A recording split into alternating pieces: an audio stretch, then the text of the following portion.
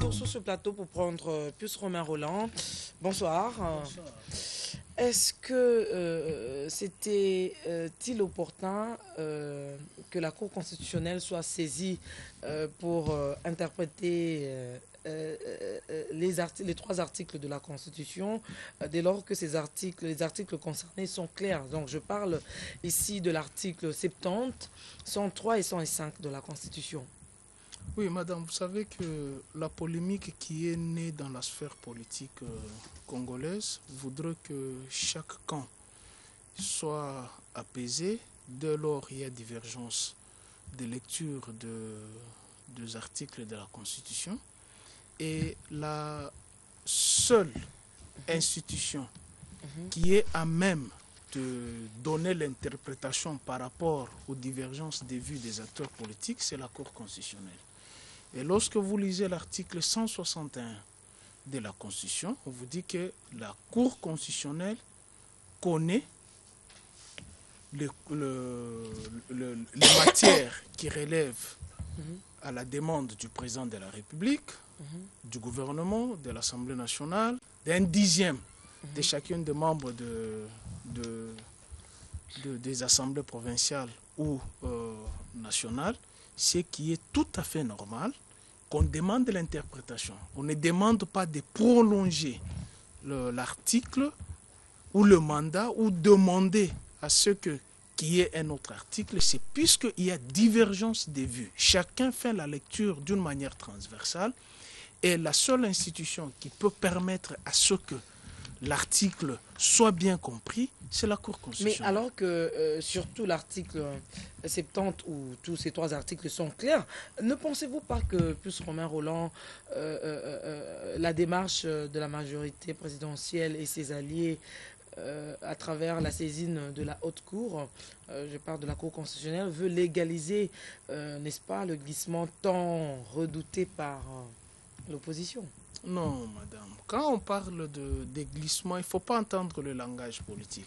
Vous savez que la politique et le droit sont deux domaines tout à fait différents. Ici, on parle des questions juridiques. Questions juridiques dans le sens que les deux camps, les acteurs politiques, chacun interprète l'article de sa manière. Pour fixer l'opinion, il n'y a que la Cour qui peut donner l'interprétation réelle de l'article. S'il faut prendre l'article 70, mais il y a un glissement dans l'article 70. De par l'environnement politique aujourd'hui, je vous ai suivi tout à l'heure, il faut de bonnes élections. Est-ce que les bonnes élections devons-nous les faire dans le délai constitutionnel? Oui.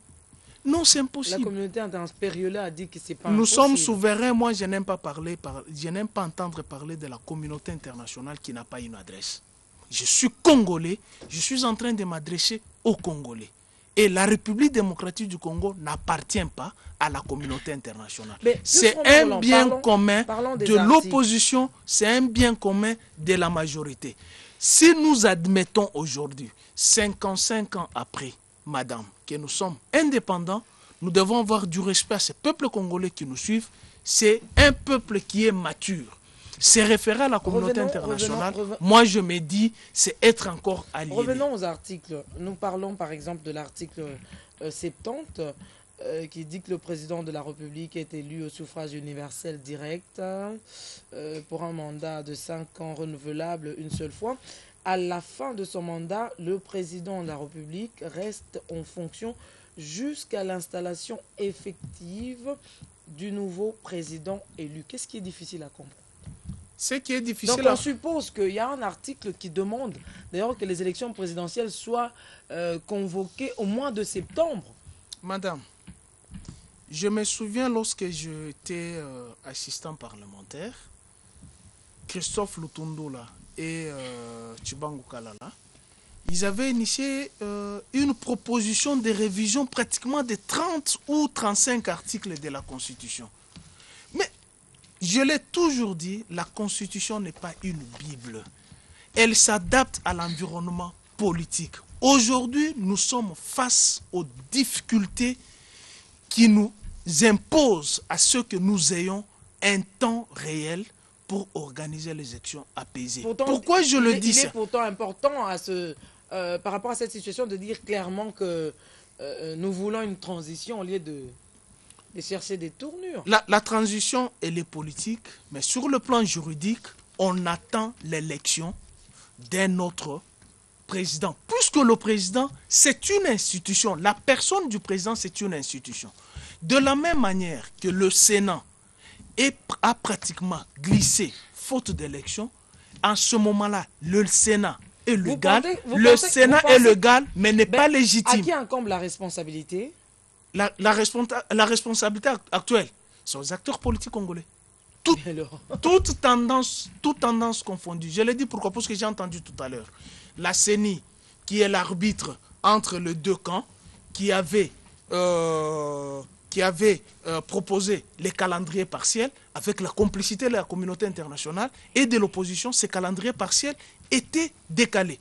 On a mis le calendrier global. Le calendrier global était décalé sous pression de l'opposition et de la communauté internationale. Alors là, on se demande, madame, est-ce que devons-nous prendre le pays en otage? Devons-nous brûler la République?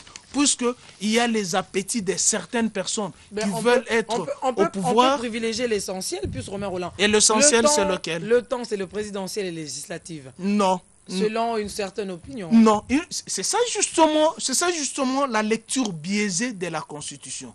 En 2006, il y a eu élection qui s'est terminée par... rapidement. Je termine. Il y a eu élection qui s'est terminée par affrontement armé dans la ville de Kinshasa.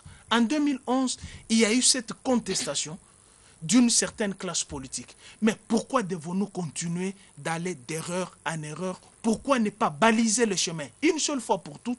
Et pourquoi les acteurs politiques congolais ont-ils peur d'aller aux élections à la base? C'est puisque, madame, ils n'ont pas d'électeurs, ils n'ont pas de sièges, ils n'ont pas d'électorat. Voilà pourquoi ils se greffent autour d'une personnalité juste pour des postes et non pas pour l'intérêt de la population. On va s'étendre là-dessus lors de nos prochaines productions. Mesdames et messieurs, le temps nous imparti touche à sa fin. J'étais très heureuse de vous tenir compagnie pendant cette première période de 2 heures de news. Je vous laisse maintenant en compagnie de Patrick Pezozanetti pour le journal télévisé. Restez branchés ici donc dans 10 minutes.